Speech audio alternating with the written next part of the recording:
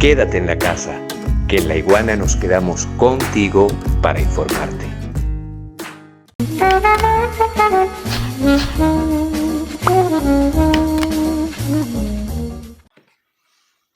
Consecuencia de ese préstamo del Fondo Monetario Internacional, escalada de violencia en Argentina para aquella época, declaración de estado de sitio y una represión sin precedentes en tiempos de democracia, con un saldo de 39 civiles muertos y más de 200 heridos. Salieron mucho más barato de los miles de muertos que el Caracazo tuvo, fundamentado en un préstamo precisamente del Fondo Monetario Internacional durante el segundo gobierno de Carlos Andrés Pérez. Recuerden ustedes, regresamos a Argentina. Nina Moya dice, las cuotas balón nacieron de allí. Correcto, tienes toda la razón, tienes toda la razón. En cuestión de horas regresamos nosotros a Argentina. Recuerden ustedes que De la Rúa abandonó la Casa Rosada en helicóptero y le sucedieron 4 presidentes en solo 11 días en Argentina. Ahora, otro país que recibió dinero del Fondo Monetario Internacional aquí en América Latina y eso terminó en pesadilla. Recuerden ustedes, abril de 2003, Bolivia. Bolivia accedió a una línea de crédito de 124.5 millones de dólares por parte del Fondo Monetario Internacional, que se incrementó luego a un total de 248.9 millones de dólares.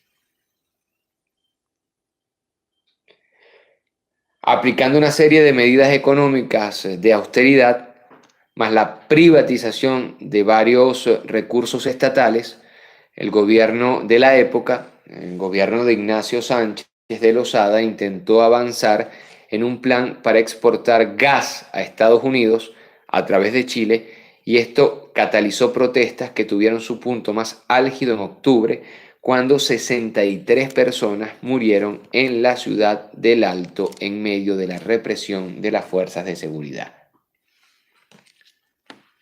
Por cierto, muchos de estos presidentes son los que finalmente terminaron haciendo parte del Grupo de Lima para hablar de la democracia o falta de ella en Venezuela y los derechos humanos, etcétera, etcétera.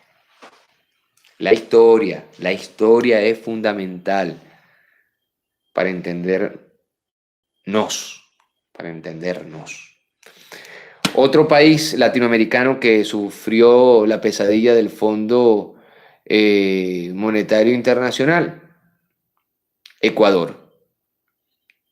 Ecuador con el resultado de su paquetazo, ¿no? Tras acceder Ecuador a un crédito del Fondo Monetario Internacional por más de 4.200 millones de dólares en marzo de 2019, el gobierno de Lenín Moreno decidió aplicar una serie de medidas económicas de austeridad. Se puso fin, recuerden ustedes, a los subsidios de los combustibles, cuyas tarifas se elevaron inmediatamente en un 123%. Los anuncios despertaron una huelga de transporte y levantamientos populares que incluyeron disturbios y saqueos en varias ciudades del país, incluyendo Quito y Guayaquil. Eso fue durante Lenín Moreno, que está dejando a Ecuador arrodillada.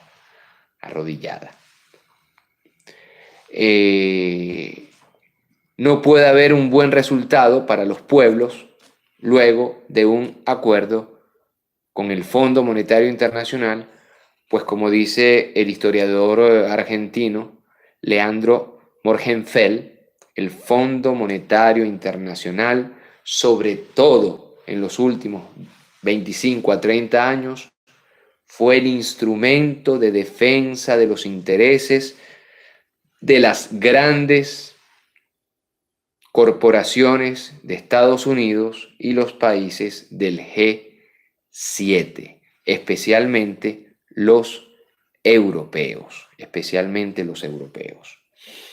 Según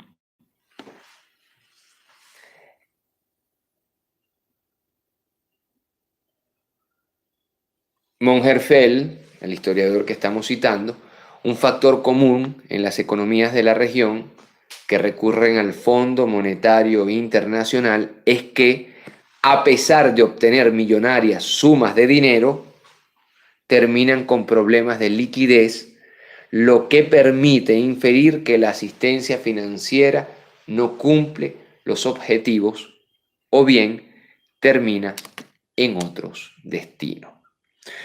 El historiador Mongerfeld recuerda que durante el menemismo de los 90, Argentina era presentada como uno de los alumnos preferidos del Fondo Monetario Internacional porque había seguido al pie de la letra sus recetas.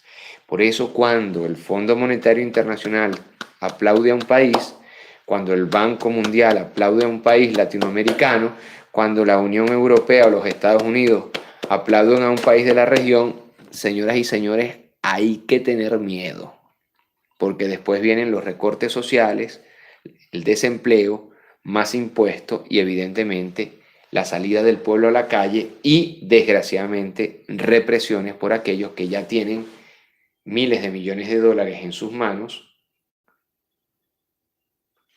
y lo que hacen es reprimir. Diógenes dicen por aquí, Menem, Fujimori, Salinas de Gortari, etc. Claro que sí, una larga lista, que son los mismos, Diógenes además, que ahora se rascan las vestiduras, después que salieron de las presidencias, muchos de ellos, y tratan de volver a que países, en este caso como Venezuela, sucumba ante el Fondo Monetario Internacional. Porque parece que el neoliberalismo democrático, en apariencia, le deja dos opciones a los países. O tú te endeudas con el Fondo Monetario Internacional y yo destruyo tu estructura social, o yo te bloqueo y yo te sanciono. Esa es la gran dictadura planetaria del neoliberalismo, del capitalismo en su fase neoliberal.